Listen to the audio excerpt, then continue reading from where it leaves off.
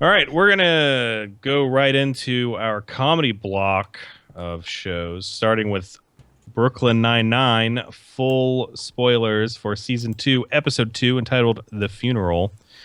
The Nine-Nine gets another personnel change that could put Jake and Amy's budding relationship at risk. Meanwhile, Terry assists Holt with an important public relations matter, and Rosa and Gina try to convince Charles to rethink his affection for a fellow officer.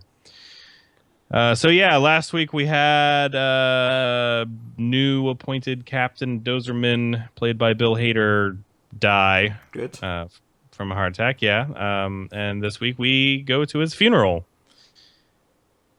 Peter, what did you think about this episode? I don't think I've laughed more in a while uh, at the not wanting to have sex with someone after finding out they're a vegan. That like was proper funny. Like that During the funeral, no during the less. funeral and shouting it out loud. I can't have sex Yes. with a vegan. Oh my god! I just had to find out about her. She's a vegan. I can't do it. Um, that was funny. That was good Yeah, there stuff. was some good stuff here. We also got Terry getting drunk off of one drink because his tolerance is super low now that he's had kids. Yeah, there So was that. there's Uh, that. Really, just anything with Holt, as usual, is of course. hilarious. Yeah. His what it was a speech about hope, and it's like, this is all I have: pain. Yeah, that was good. And that's it. That was good. Everything with Holt is classic. I mean, honestly, it was just another plot about Amy and Jake trying to like deal with the fact that they're dating Yeah, and and that's probably going to be the first half of this season, if not probably. most of it. Is just they've done the will they won't they, and now they are, and so we get that Jim and Pam stuff. It's the how do we make this work? Except it's a little bit more interesting. They work together. They have to, and Holt isn't there to just kind of help them all the time, even though that is one of the big parts of this episode is him actually coming through and bailing them out while also silently giving his approval, as Amy will squeal, of course. Which, by the way, her reaction to Jake's Holt impression was very funny and disturbing. Oh yeah, can you do that? Can you do that at home? Yeah, And he's like, that's really weird. I'll do it, but that's really weird. yeah, I loved it. Yeah, it was another fun episode. Not a whole lot to really discuss there, but Brooklyn Nine-Nine is a very funny show, and if you haven't been watching it, you should definitely catch up. All right, so let's move on to the next comedy, which is The Last Man on Earth. Full spoilers for season 2, episode 2, entitled The Boo. Phil goes on a search for Carol after he accidentally leaves her in a gas station in Oklahoma. That was what happened last week. That didn't happen this week.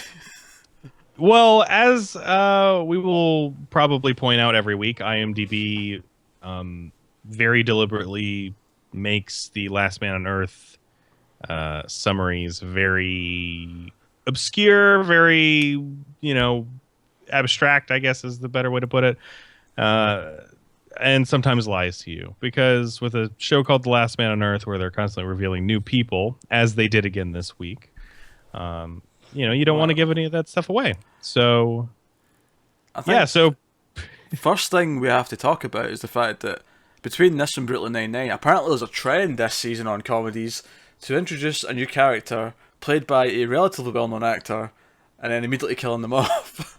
yeah, which this week is Will Ferrell, and I mean he did this thing on The Office before. I mean he was there for more than one brief scene where he kind Yeah. of sings along to a campfire Well, song see, this and was. then I thought this dies of was. a heart attack. I thought this But was. that's the important thing here is that on Brooklyn Nine-Nine and on this, it's both characters died of Heart being attacks. startled to Yeah. death. But I think this one is much funnier than Brooklyn Nine-Nine because you literally just seen him. And it's like, that's Will Ferrell. And then Carol comes out and does a thing. And it's like, oh, they'll be okay with me because they like me. And then she Yeah. accidentally kills a new friend. So it works in a story perspective because it's funny that now she's going to be in a rough spot. So if I was to guess where this is going next week, is that Phil's going to have to stay secret and be hidden while Carol tries Yeah. to not be hated. Yeah, which could be fun to kind of have Carol be in the same, social status as Phil. It's like you are ruining everything. If we have a whole episode of Phil watching from the sidelines and seeing how Carol just keeps fucking things up, like, that could be very amusing. And for a comedy, of course, we've said this show is very much a slow burn, and this episode was the same way. I mean, really, all that we're talking about right now is the last 2 minutes. Yeah, well, I mean, I actually liked this episode though because it was quite sweet how his plan to try and get a message to her wherever she was just to like send out every train that he could with Yeah. writing on it saying "I'm here, come and find me." It was kind of Which sweet. was great. Yeah, Yeah, it was very nice. And them reuniting was a very nice moment. For a couple that nobody believed in last season, they're actually very, very sweet together. It's kind of a nice turnaround. And again, with the prospect of what next episode could bring, with them kind of being similar status, that could be great. I think I guess. What was there any other major standout moment for you this episode, Peter? when she does come back and she tells him the correct gas station that she was left at, he immediately goes, well, no, it was the one I thought it was, but it doesn't matter. It's like, she was there for a fucking week waiting on it. She knows what gas station it was. But Phil will be Phil. Yeah.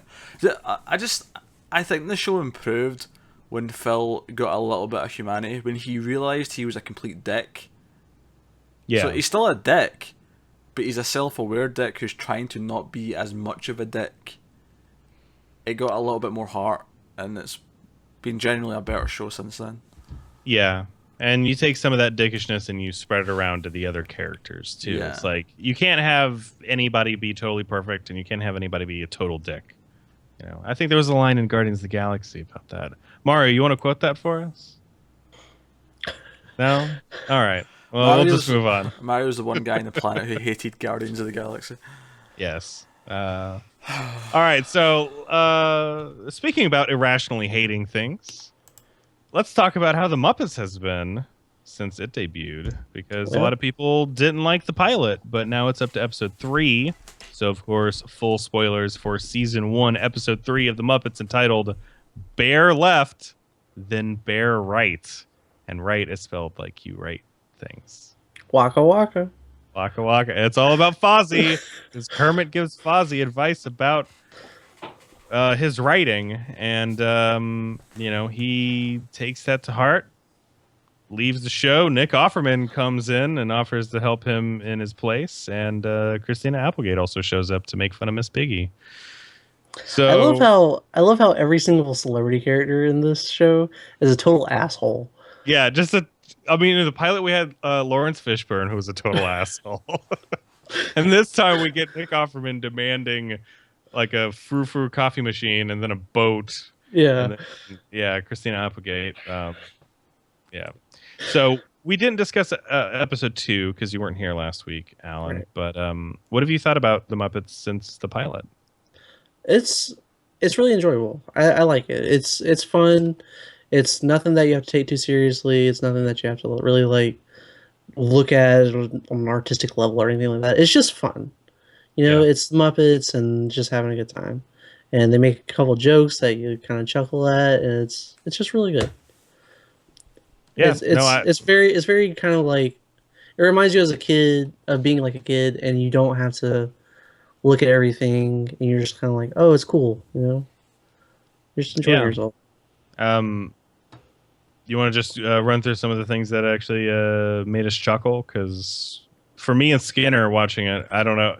When after Kermit lies to Fozzie and tells him, "Oh no, it's not that your sketch was a fucking garbage fire. It's that it was too good for the show, and you should go write a movie about it instead." And then, Fozzie's doing like this "You're the man" thing, like Yeah. on like before the show starts. It's like, "You're the man," and then Kermit's like, "No, no, no, you're the man," and he's like, "No, you're the man." It's like, "No, no, no, you're the man," and they keep going back and forth for a while. Skinner and I were looking at each other like, "What the fuck's going on here?" And then it builds up to this moment where Kermit goes, like it's just Kermit waving his Acting arms like it's around. being shot.